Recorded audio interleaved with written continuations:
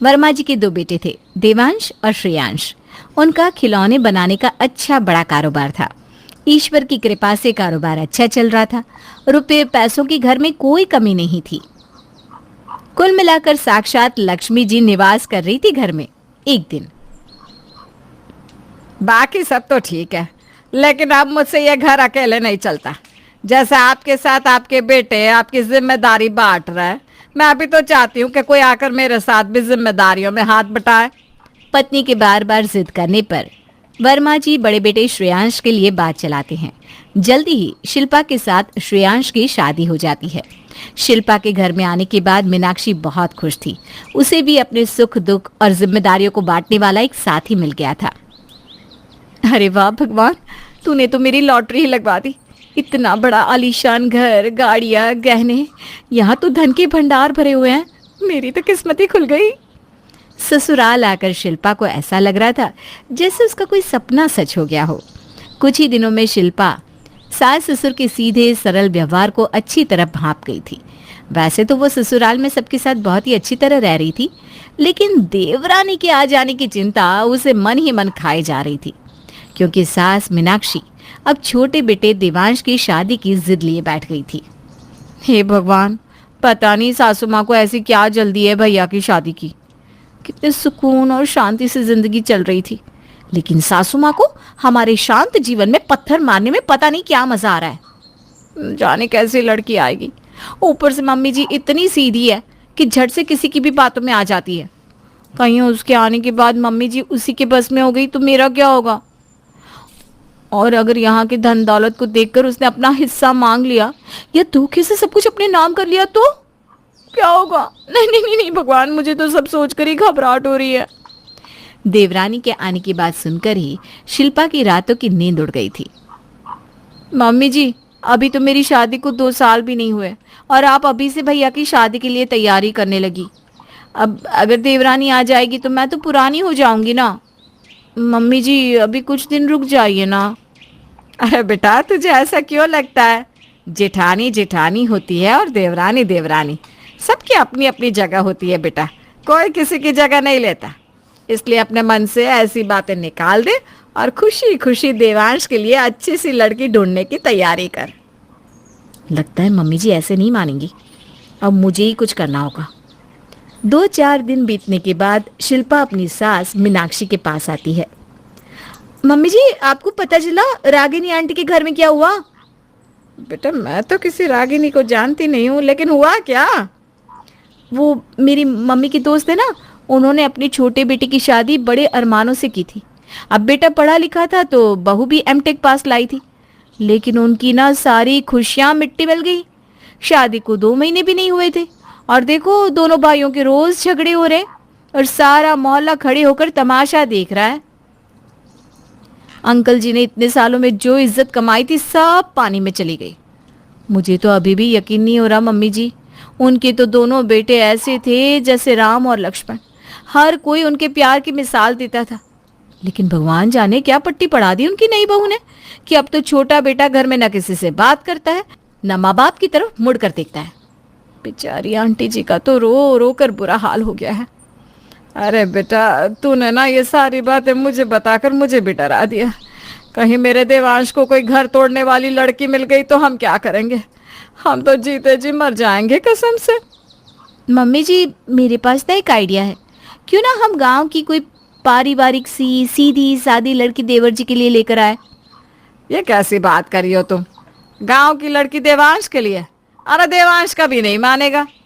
देखिए, गांव में आज भी संयुक्त परिवार को ही प्राथमिकता दी जाती है और चूंकि गांव की लड़कियां शुरू से ही संयुक्त परिवार में रहती हैं, इसलिए उन्हें बड़े जॉइंट फैमिली से कोई दिक्कत भी नहीं होती। जबकि शहर की लड़कियां शुरू से एकल परिवार में रहती हैं, इसलिए जब जॉइंट फैमिली में मैनेज करने की बात आती है ना, तो शहर की लड़कियों के पसीने छूट जाते हैं। उनके मन में हमेशा यही बात होती है कि वो अपने पति के साथ अलग रहकर सुकून की जिंदगी जिए। हाँ, बात तो तेरी ठीक है बेटा, लेकिन क्या देवांश मानेगा? मम्मी जी, आप समझाएंगी तो क्यों नहीं मानेंगी? आखिर भाई भाई से अलग हो जाए, उससे बेहतर तो यही है ना कि भैया किसी गांव की साधारण लड़की से शादी कर ले। घर में सुख शांति रहे और परिवार की एकता बनी रहे, इससे अच्छा और क्या हो सकता है? पहले तो गांव की लड़की से शादी करने के बाद से सभी ऐतराज करते हैं, लेकिन शिल्पा के समझाने पर एक एक करके सभी मान जाते हैं। देवांश भी थोड़ी न नकुर करने के बाद आखिर में एक गांव की कम पढ़ी लिखी लड़की से शादी करने को तैयार हो जाता है। जैसा शिल्पा ने चाहा था वैसा ही हुआ और शिल्पा देवर देवांश के लिए गांव की कम पढ़ी लिखी सिंपल सी लड़की को देवरानी बनाकर घर ले आती है। शादी के बाद, शालू देखो, मैं तुम्हें घर में सबकी पसंद नापसंद से वाकिफ करा देती हूँ। अब तुम छोटी बहू हो, घर की आधी जिम्मेदारियां अब से तुम्हारी। क्यों भाभी, किसको क्या पसंद है ये जानकर मैं क्या करूंगी? और आप ना मेरी जिठानी हो तो जिठानी बनकर रहो, सास बनने की कोशिश ना करो तो बेहतर है। और ये काम का बंटवारा करना आपका नहीं, सासू माँ का काम है। और आप मेरी सास नहीं हो जो मुझे काम करने के लिए ऑर्डर चलाओगी, इसलिए ऐसी गलती कभी भी भूल से भी मत करना। हम उन मूर्ख लड़कियों में से बिल्कुल नहीं है जो किसी को भी अपने सर पर सवार होने का मौका दे दे। अरे क्या उल्टी बात कर रही हो तुम? और तुम्हारे अंदर क्या सुरखाब के पर लगे हैं जो मैं तुम्हारे सर पर चढ़ने को मरी जा रही हूँ? मुझे मम्मी जी ने कहा था कि तुम्हें रसोई और बाकी की चीजें दिखा दो, बस इसीलिए तुम्हें से बता रही थी। खैर, अगर तुम्हें जरूरत नहीं है तो कोई बात नहीं, जैसा तुम्हारा मन करे वैसे रहो मेरी बला से। और हाँ, थोड़ी देर में रसोई में आ जाना, आज तुम्हारी पहली रसोई है। वैसे तो इतने बड़े लोग हैं, रुपया पैसा सब है इनके पास, लेकिन लगता है तमीज नहीं है। अरे हमारे गांव में तो ऐसा कभी ना हुआ कि दुल्हन के हाथों की मेहंदी भी ना छूटी हो और सासरे वालों ने हाथ में चमचा पकड़ा दिया हो। सासू माँ, ये क्या बात हुई? आज मेरा पहला ही दिन है यहाँ और जिठानी जी आज ही मुझे काम के लिए बोल रही हैं। अरे बेटा, तू गलत समझ रही है। तुझे कुछ नहीं करना, खाना पीना तो हम सास बहू मिलकर संभाल लेंगे। तुझे तो बस आकर शगुन करना है, ये एक रस्म है ना बेटा। सास के बताए अनुसार शालू रसोई घर में जाकर सारी रस्म करती है और उसके बाद अपने कमरे में पहुंच जाती है। हाय दैया, मुंह दिखाई में इतने सारे गहने और इतनी सारी खूबसूरत साड़ियां मिली है, सच में देखकर ही मन खुश हो गया। जब मुझे इतने गहने मिले हैं तो शिल्पा भाभी को तो पक्का मुझसे ज्यादा ही गहने चढ़ाए होंगे माँ जी ने, और पिछले 2 सालों में पता नहीं क्या क्या हड़प लिया होगा। शालू मन ही मन उधेड़-बुन में लगी थी कि तभी उसे पति देवांश और जिठानी की हंसी ठिठोली की आवाज सुनाई देती है। देवांश भैया, ऐसे नहीं जाने दूंगी आपको शालू के कमरे में। मैं तो डायमंड रिंग लूंगी, नहीं तो आज आपको यही हाल में सोना पड़ेगा। अरे भाभी, थोड़ा तो रहम करिए अपने छोटे से देवर पर। अच्छा, आपको गोल्ड रिंग दे देता हूँ, खुश?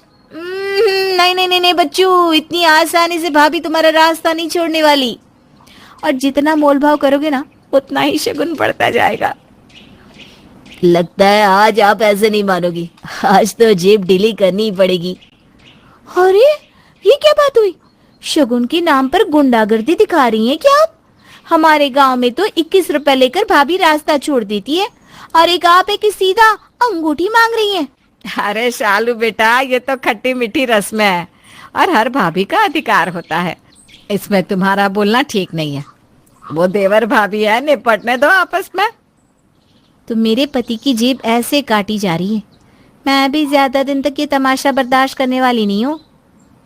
और सासू माँ तो हर बार बस भाभी का ही साथ दे रही है। देवर देवांश भाभी को डायमंड रिंग देकर कमरे में आ जाता है, लेकिन कमरे में घुसते ही शालू उससे झगड़ने लगती है। हाँ हाँ, सब लुटा दो अपनी भाभी पर, आज गिफ्ट लेने का मेरा दिन है और तुम भाभी पर सारी दौलत लुटाए। देवांश शालू को समझाने की बहुत कोशिश करता है, लेकिन वो टस से मस नहीं हो रही थी। अंत में वो वादा करता है कि आज के बाद भाभी को कोई गिफ्ट नहीं देगा। तब जाकर शालू थोड़ा शांत होती है। शालू ने अपना असली रंग पहले दिन से ही दिखाना शुरू कर दिया था। शुरुआती घटनाओं को शालू का बचपना समझकर मीनाक्षी माफ कर देती है, लेकिन इन बातों का कोई अंत होता नजर नहीं आ रहा था। कुछ दिन बाद शालू रसोई में खाना बना रही थी। शालू बेटा, दुकान के लिए डिब्बा तैयार कर दो और शिल्पा का खाना निकाल कर रसोई में ही रख दो, उसे बाजार से लौटने में समय लगेगा। बाकी खाना टेबल पर लगा देना। कुछ देर बाद शिल्पा बाजार से वापस आती है तो देखती है कि किचन में उसके लिए खाना ही नहीं बचा है। मम्मी जी, आपने शालू को मेरे लिए खाना बनाने के लिए नहीं कहा था? अरे कहा था ना बेटा, ये भी कहा था कि तुम्हारा खाना निकाल कर रख दे और बाकी सबका खाना लगा दे। लेकिन किचन में तो कुछ भी नहीं बचा। शालू बेटा, तुमने शिल्पा के लिए खाना नहीं बनाया? मम्मी जी, भाभी को खाना है तो वो खुद बनाकर खा ले, मैं किसी के लिए खाना बनाकर क्यों रखूं? शालू की बात सुनकर शिल्पा के तन बदन में आग लग जाती है। मम्मी जी, मैं इतने साल से सबका खाना बना रही हूँ, अगर आज मैं किसी काम से घर से बाहर चली गई तो मुझे खाना तक नहीं मिलेगा। शिल्पा अपनी सास से बात कर रही थी कि तभी पति श्रेयांश का फोन आता है। श्रेयांश से बात करने के बाद, मम्मी जी, श्रेयांश का फोन था, वो बता रहे हैं कि आज दुकान पर जो टिफिन गया है उसमें सिर्फ देवांश और पापा जी का खाना था, शालू ने इनके लिए खाना तक नहीं भिजवाया। शालू बहू, ये कैसी ओछी हरकतें कर रही है तू? ऐसे ये घर चलाएगी तू? आज से पहले घर में क्या हुआ और क्या नहीं, इससे मुझे कोई मतलब नहीं है, लेकिन मैं साफ साफ बता रही हूँ, मुझे सिर्फ अपने पति से मतलब है और मैं खाना भी बस उनके लिए ही बनाऊंगी। पूरे परिवार की ठेकेदारी नहीं है मेरे पास। देखो तो कैसे बेशर्म की तरह बात कर रही है। बस इसी दिन के लिए तुझे ब्याह कर लाए थे क्या हम? हाँ हाँ, बेशर्मी हूं मैं, तो मुझ जैसे बेशर्म को मेरा हिस्सा देकर अलग कर दीजिए ना। मुझे भी आप लोगों के साथ रहने का कोई शौक नहीं है, मैं तो आप लोगों की शक्ल भी नहीं देखना चाहती। छोटी बहू की बात सुनकर दोनों सास बहू ठगी सी खड़ी होकर अपना मुंह देखने लगती हैं। मीनाक्षी छोटी बहू को बहुत समझाती है, लेकिन उसके स्वभाव में कोई भी अंतर नहीं आता। वो ना तो किसी के साथ सीधे मुंह बात करती थी, ना ही घर के किसी भी काम में हाथ बटाना चाहती थी, जिसके कारण अब बड़ी बहू शिल्पा भी सास के सामने छोटी बहू की शिकायत करने लगी थी और आए दिन दोनों देवरानी जेठानी के झगड़े होने लगे थे। दोनों बहू में होती रोज रोज की बहसबाजी से अब मीनाक्षी बहुत तंग आ चुकी थी। शालू बहू, बहुत अरमानों से हम तुम्हें ब्याह कर अपने घर लाए थे। सोचा था तुम गांव से आई हो तो शायद परिवार को जोड़ कर रखोगी, लेकिन तुम तो शहर की लड़कियों से भी 4 हाथ आगे निकली। आज मुझे समझ में आया कि शहर की लड़कियां तो मुफ्त में बदनाम हैं। तुम्हारी बराबरी तो कोई नहीं कर सकता। मुझे अब तेरे जैसी बदजुबान और बदतमीज लड़की से कोई रिश्ता नहीं रखना, इसलिए मैं तुम्हें अलग कर रही हूँ। घर की सुख शांति बनाए रखने के लिए मीनाक्षी शालू को आधा हिस्सा देकर अलग कर देती है और अपनी जान छुड़वाती है।